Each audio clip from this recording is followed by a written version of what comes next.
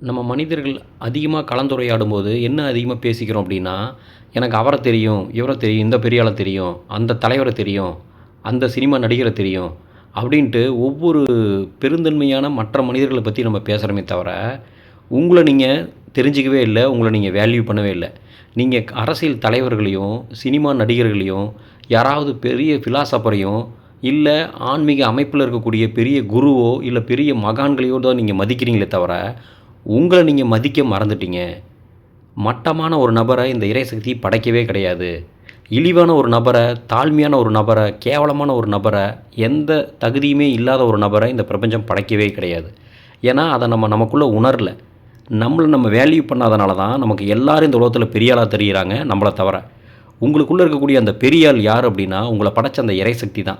அத தவிர இந்த உலகத்தில வேற எதையும் தாங்காதீங்க, ரொம்ப உயர்வா நினைக்காதீங்க. உள்ளத்த தூய்மை பண்ணுங்க.